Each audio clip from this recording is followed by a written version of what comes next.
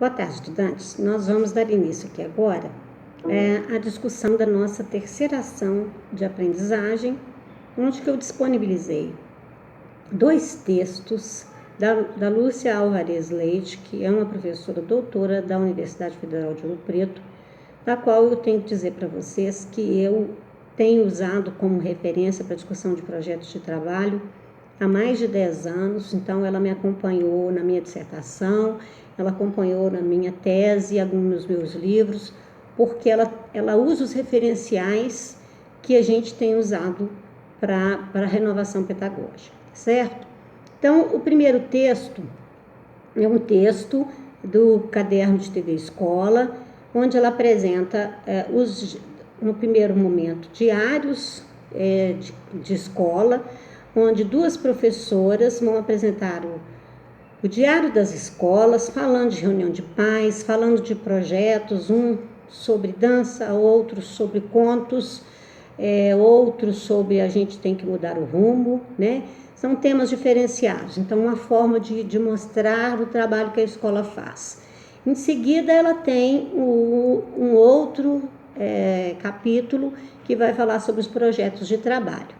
Se é uma técnica ou uma postura pedagógica, como se organiza, né, a escola por meio dos projetos de trabalho, a aprendizagem dos conteúdos acadêmicos, como acontece, o conhecimento como um processo social e um processo individual. Ela vai falar do tempo e do espaço escolar e a formação dos estudantes. Portanto, esse texto que eu disponibilizei para vocês é extremamente importante porque ele está o tempo todo dialogando com a prática e mostrando projetos que aconteceram na prática e que a professora vai analisando para mostrar como é que faz o projeto na escola, tá? O outro artigo, então, por favor, por gentileza, leiam esse texto, porque, na verdade, esse texto é que vai fazer a orientação básica para vocês fazerem um projeto de trabalho final. E em cima desse esqueleto que a professora Lúcia aponta, quer ver? Vou falar para vocês aqui, tá? Qual o capítulo que ela aponta, bem lá, né, no texto aqui dela, nesse primeiro texto, mas eu aponto para vocês também, tá? Na página 35 desse texto da TV Escola, tem o esqueleto do projeto de trabalho que ela mostra sinteticamente como faz, que é o que eu uso, tá? É que eu uso como referência para a gente escrever nossos projetos. Então, querem conhecer melhor, embora essa explicação esteja no roteiro, leiam o texto com atenção, tá? Então, esse texto, guardem, põem no pendrive de vocês, porque vocês usarão muito para orientar a prática de vocês, certo? O outro texto, e é essencialmente esse que vocês vão usar para fazer o roteiro 3, é o texto que chama Planejamento em Ação. A professora Lucinha, né, chama ela de Lucinha, Intervenções na Prática. Numa primeira sessão, ela mostra o professor e a responsabilidade dele na direção do ensino, né? E aí ela dá depoimentos de professor, é um texto bem interessante que dialoga com a prática em todo.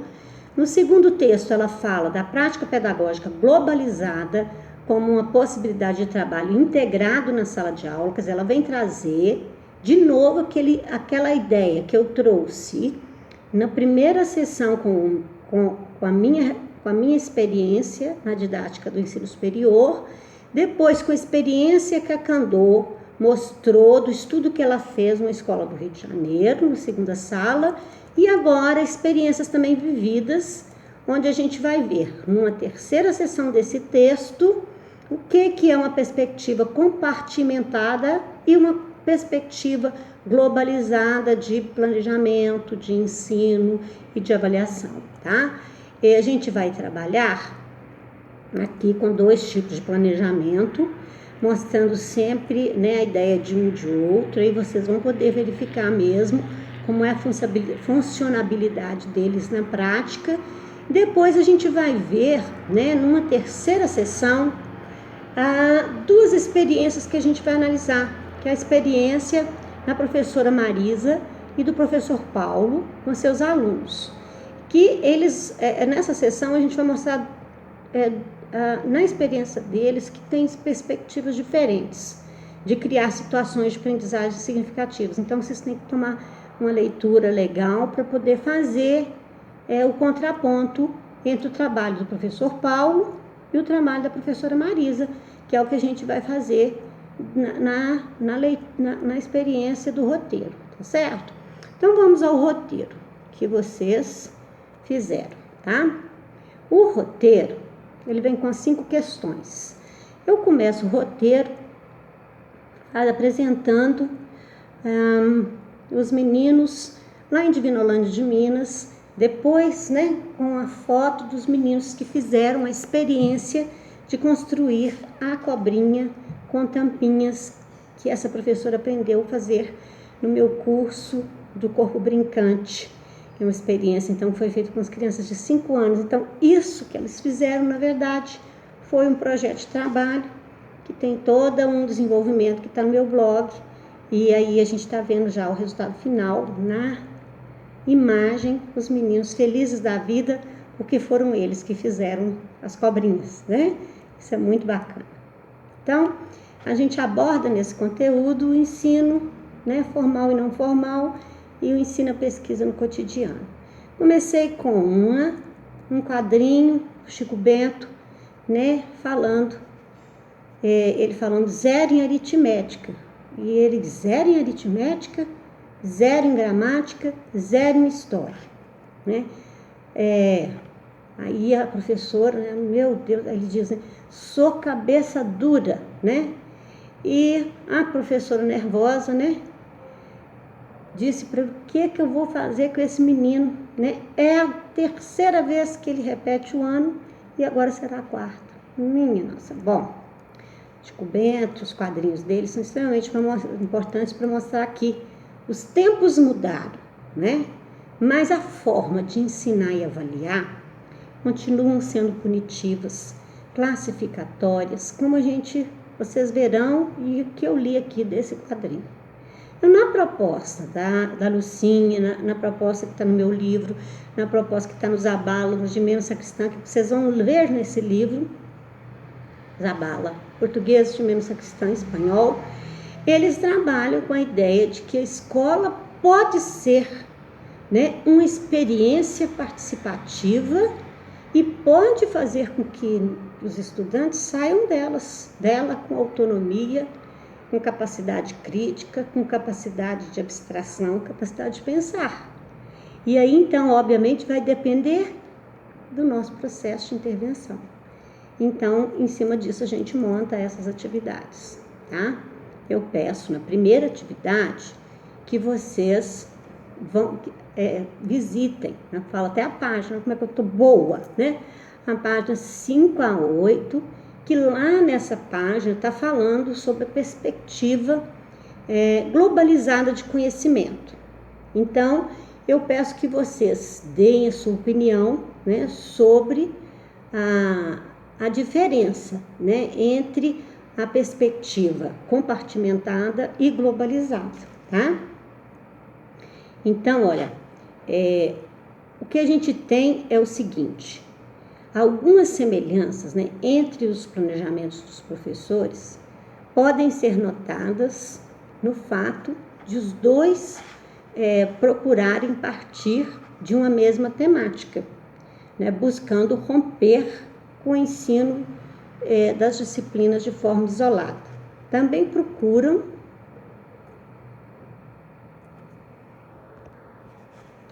então, na atividade 1, nós pedimos que vocês analisem 2 planejamentos que estão lá, tentando fazer as diferenças e as semelhanças, né? É importante dizer que há algumas semelhanças entre os planejamentos desses professores, né? Então, as semelhanças são o seguinte: eles buscam romper com o ensino das disciplinas de forma isolada, né? Procuram criar situações em torno da temática que eles colocam. E as diferenças, né, estão principalmente na forma como entendem o processo de globalização do conhecimento e a interação das disciplinas. Então, há uma diferença. Então, no primeiro planejamento, o professor limitou-se a preparar as atividades das várias disciplinas em torno do tema milho, sem preocupar, né, com estabelecer relações entre elas. Então, ele faz colagem com milho, mas não faz nenhuma implicação de relação com os outros conhecimentos. O tema milho serviu apenas de um pretexto para o desenvolvimento do conteúdo das diferentes disciplinas. Na verdade, então, neste primeiro tipo, é o que acontece na maioria das escolas, né? E no segundo planejamento, o professor teve a preocupação de partir de um problema real da diversidade, da adversidade das escolas, para construir com os alunos um roteiro de trabalho, né? Então, os conteúdos aí, eles ficaram intercalados, eles misturaram, né, as diferentes questões. Então, os alunos tiveram um papel ativo em torno do processo de planejamento e da avaliação realizada. Então, daí a diferença entre os dois processos, né? Na segunda ação, né, depois de conhecer as diferentes formas de interação escolar, né, leia outra vez os planejamentos apresentados no texto Planejamento em Ação e tente identificar o que é um planejamento multidisciplinar, interdisciplinar e transdisciplinar, né? Então, vamos lá. O primeiro planejamento, né, é um exemplo que a gente disse lá em cima, a questão do milho. Ele é um planejamento de exemplo multidisciplinar, pois houve uma justaposição de disciplinas sem intercâmbio e enriquecimento, ou seja, nós temos o encontro de várias disciplinas, mas elas não se encontram para discutir. Então, revela uma somatória de disciplinas, mas não interlocução entre elas. No segundo planejamento, a gente identifica um planejamento transdisciplinar, então, onde não há uma fronteira de disciplinas e os conteúdos servem como instrumentos para a interpelação de uma realidade global sem parcelamentos entre as disciplinas. Então, vamos lá. Multidisciplinaridade, para entender. São as várias disciplinas juntas, são múltiplas, tá? Sem interlocução. Interdisciplinaridade, quando as disciplinas se encontram e fazem colaborações entre si. Transdisciplinaridade, você não faz a temática a partir da disciplina, mas sim a partir do conhecimento. Se vocês quiserem entender melhor isso, leiam no meu livro a parte onde eu falo sobre isso, usando a dinâmica do bicho, onde a gente fala lá do sapinho-pulga, né, que a gente tem tomando a bandeira, pede para descrever, para ter essa noção de que conhecimento ele parte da realidade e não das disciplinas. Então, deem uma olhadinha lá para vocês tentarem compreender esse conceito, tá? Na atividade 3, tem uma base, tendo como base os critérios de Zabala, que são listados lá, né? Você tem que ler esses critérios, não dá para ler, que senão a aula videoaula fica imensa. Analise as propostas didáticas da professora Marisa e de Paulo, comparando e avaliando as situações de aprendizagens criadas em cada uma, né? Então, vamos lá. É possível, né? Aí tem uma outra pergunta, né? Justifica a sua resposta e fala: todo professor tem como objetivo possibilitar que seus alunos aprendam? Será que tem, né? Mas aprendam o que e de que forma? Então, essa é a pergunta. Então, vamos lá. Estou postando aqui. É possível, então, afirmar que a proposta desenvolvida pela professora Marisa foi mais eficaz na criação de situações de aprendizagem significativas do que a do professor Paulo. Pois em alguns possíveis argumentos nós podemos justificar. Por quê? Os alunos da professora Marisa tiveram um papel ativo no processo, levantaram questões de estudo, participaram do planejamento, socializaram as aprendizagens construídas. Já os alunos do professor Paulo tiveram um papel passivo, né, limitando-se a ouvir as explicações do professor sobre o tema, enunciar perguntas e registrar no processo. Então, o professor Paulo, embora ele comece de uma forma interessante, ele termina de forma tradicional, que não aconteceu com a professora Marisa. Na questão 4, complete o quadro. Então, a gente pede as aprendizagens em forma de conceito, usando, né, as aprendizagens construídas nas aulas do professor Paulo e da professora Marisa, dos conceitos, das habilidades, das atitudes. Tá? Na professora Marisa, né, em relação aos conceitos de poluição do ar, né, os alunos aprenderam conceitos de poluição do ar, consequências e cuidados. No do professor Paulo, também. Eles apresentaram os conceitos de poluição do ar, causas e consequências e cuidados. As habilidades. Nas habilidades da professora Marisa, os estudantes aprenderam debater, planejar, pesquisar, redigir texto, trabalhar em grupo. Já no professor Paulo, as habilidades foram anotar, redigir textos, elaborar pergunta, escrever e sintetizar o texto. Né? Há uma diferença aqui, em qual? Aqui as crianças aprendem a debater, no professor Paulo, anotar. Na Marisa, os alunos aprendem planejar, no professor Paulo, redigir texto, né? E aí a gente vê as diferenças. Nas atitudes, né?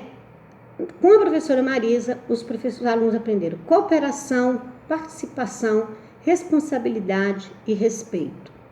Com o professor Paulo, a palavra cooperação a gente não pode dizer que teve individualismo, teve respeito à autoridade do professor e passividade. Então, as duas últimas de atitudes são extremamente importantes para a gente perceber o quanto o projeto de trabalho modifica em relação à habilidade a serem desenvolvidos nos alunos e as atitudes, embora os conceitos sejam colocados, mas a gente tem uma mudança significativa nas habilidades e atitudes. Então, vamos lá na questão 5, quando fala, né, que a partir do debate sobre a questão da diversidade cultural, que nós apresentamos com esses textos, sua experiência pedagógica aponte algumas preocupações que devem estar presentes no trabalho docente, quando o professor passa a considerar a realidade de seus alunos para o planejamento escolar, que é o que a gente pretende. Então, o professor deve preocupar em conhecer os alunos, o universo cultural, seus gostos, sua forma de ver o mundo, né? Deve estar atento em buscar situações que mobilizem seus conhecimentos, que desestabilizem positivamente suas crenças, né? Seu modo de criar as aprendizagens. Então, ele deve também procurar situações que permitam aos alunos rever suas hipóteses, suas crenças, além de preocupar-se com um ambiente de interação dos alunos para que possam compartilhar as suas aprendizagens e aprender com os outros. É bem diferente, né? Bastante diferente do tudo que a gente vê na perspectiva tradicional. Pois bem, nós fizemos as 5 atividades.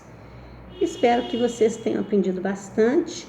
Na nossa ação de fazer a nossa atividade final, onde vocês vão ser chamados a fazer um projeto, né, de trabalho. Eu vou dar uma olhadinha aqui na nossa página para eu relembrar o que eu estou pedindo aqui como trabalho final. Então, nós vamos fazer